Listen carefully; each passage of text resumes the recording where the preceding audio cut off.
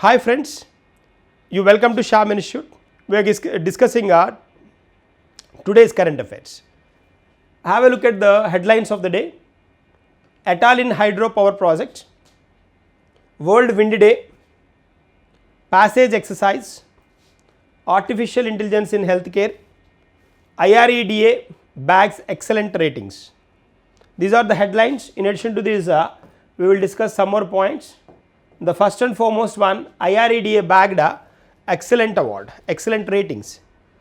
So IREDA, Indian Renewable Energy Development Authority.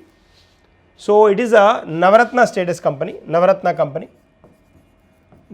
status company in the categories of power and NBFC, power and non-banking financial company category, power and non-banking financial category, it has bagged the excellent rating. And then this is the fourth consecutive year it has bagged this particular excellent rating. And then this IREDA was officially established in 1987 and it is a non-banking financial company. So and then it is very special for green operations, largest green farming, green financing wise. It is the largest green financing organization. Green financing in the sense providing loans to the renewable energy sources to install the solar energy, install wind energy sources. Like if any finance is supported, certainly then we call it as a financing company, we call it as a green finance company. Green finance in the sense providing financial support to the renewable energy sources. There is a context here we have. So what is the name of the company? IREDA. IREDA is a Navaratna company, then it has got Navaratna status in this 2025 only. So then additional points to this particular one. So moving to the next one, South Africa defeated Australia by making the history and clinches the WTC 2025 title. So then this is the first time African nation won the title. Since 1998, then it has been waiting to defeat the nations, but get this knockout championship. Earlier it was knockout championship. So finally South Africa defeated Australia to get the test championship, World Test Championship, Test Series Championship. So 2025 owned by South Africa by defeating Australia. And this particular the final match was observed in a Lord's Stadium of London. Lord's Stadium of London. That's a point here. Moving to the next one, important points here. India has got challenges in front of India, then making net zero emissions by 2070. By 2070 we should make emissions, the carbon or carbon monoxide, carbon dioxide emissions zero. That is the target by 2070. And then producing 5 million tons of green hydrogen, 5 million tons of green hydrogen by 2030. By 2030 green hydrogen, how much? 5 million tons. And then third one is that 57 solar parks, 57 solar parks aggregate capacity around 40 gigawatts. And wind energy offshore capacity, offshore target 30 gigawatts by 2030. These are challenges or targets of India at present. It related to the first one only, first topic only, IREDA only. Okay, try to remember this. Certainly there is a chance to get asked in the examination directly. They may ask year. Okay, moving to the next one. Yes, artificial intelligence artificial intelligence healthcare. So the technology is quite advanced today. So then to know the fetal age, so then how the fetal is growing, what are the stages, and then whether it is growing in a right way or not, to know all this information, with the support of artificial intelligence, they introduced a application called Garbhini. Garbhini is a artificial intelligence supported facility. Then through this, like we can know the fetal age, how the fetal is fetus is growing, and then what are the stages, is any issues are there with that, we can know. That is a concept behind this particular one, which is absolutely supported by the artificial intelligence. That is one. And moving to the next one, passage exercise. Passage exercise is a naval exercise. It is a naval exercise observed in between Indian Navy and UK Royal Navy. Indian Navy and UK Royal Navy at the North Arabian Sea. And then in this particular exercise, India is utilizing a famous ship of India, INS Tabar. India using INS Tabar for this particular fleet, for this particular exercise. And INS Tabar is a Talwar class ship, which was commissioned in 2004. And then the specialty of this particular Tabar class is that this is the first INS ship then which carried the Brahmas missile. So that is the one, that is a specialty here. So then try to remember this one, passage exercise in between India and UK Royal Navy. And so this is the combined exercise between these two nations, these two naval navies. Moving to the next one, Etalin hydropower project, Etalin. So then this Etalin power project is in news we have, which is located at Arunachal Pradesh, Itanagar, near Itanagar.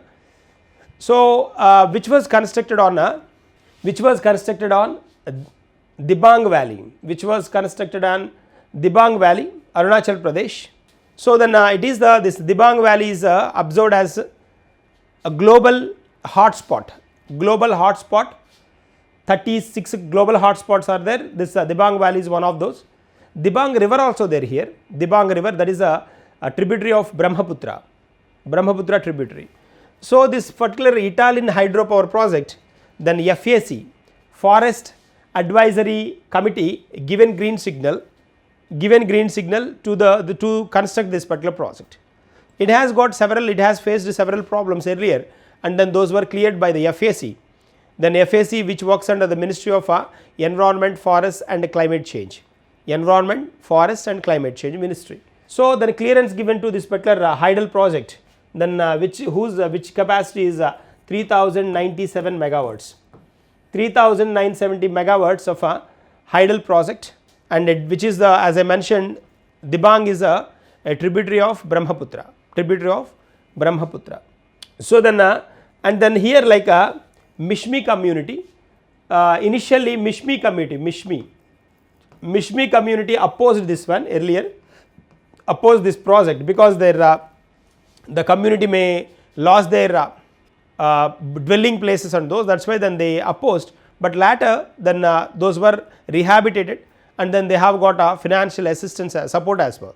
That's the reason then this has got final Forest Advisory Committee approval. That's the point.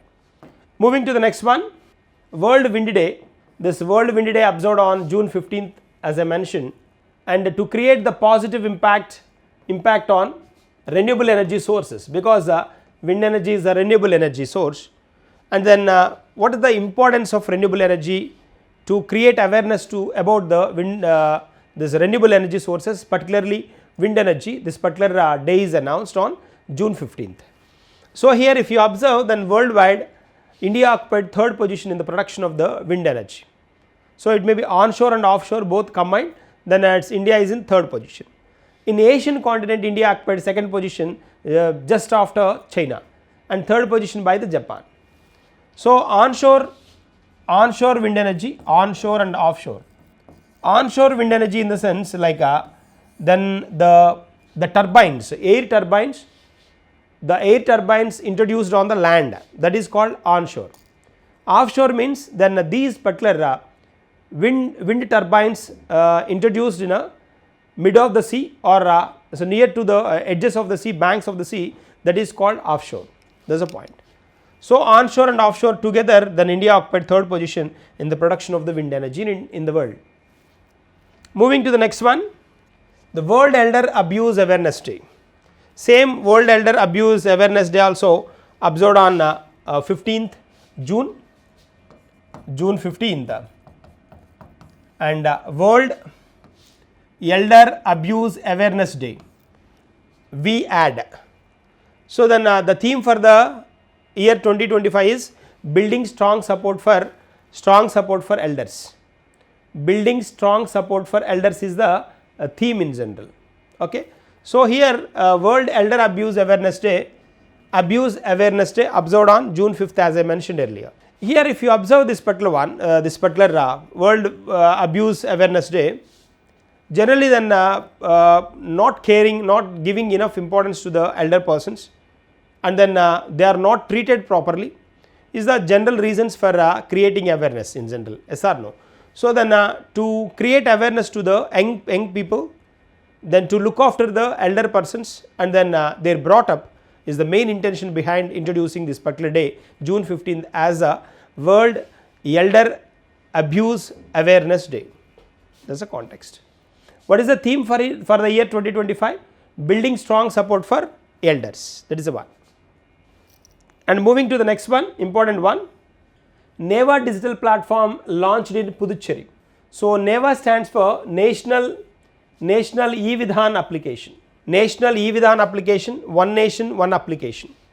So, to treat all these Vidhan Sabhas or Vidhan Sabhas in a single way, One Nation, One Application, and everywhere wherever this Vidhana Sabhas are there, legislative assemblies are there, then treated the work, the projects, whatever they handle, however they handle, should be unique. That is the main intention behind this particular one. So, to bring that particular idea into the practical turn, then they introduced the NEVA, National E-Vidhan Application. So, then for each and every activity involved in the legislative assembly should be maintained unique in all the states, all union territories. That is the context here. That is why recently then in Puducherry adopted this one. That is why it is in news here we have. So, One Nation, One Application is the main motto here. So, 100% support given by the central government, 100% support, and then the first state which introduced this particular concept NEVA, that is in 2022, Nagaland. Nagaland is the first state in India which introduced this particular NEVA, One Nation, One Application concept in legislative assemblies. That is the one. So, these are the concept for the day. We meet in the tomorrow session with the continuation of this one. Thank you and all the best.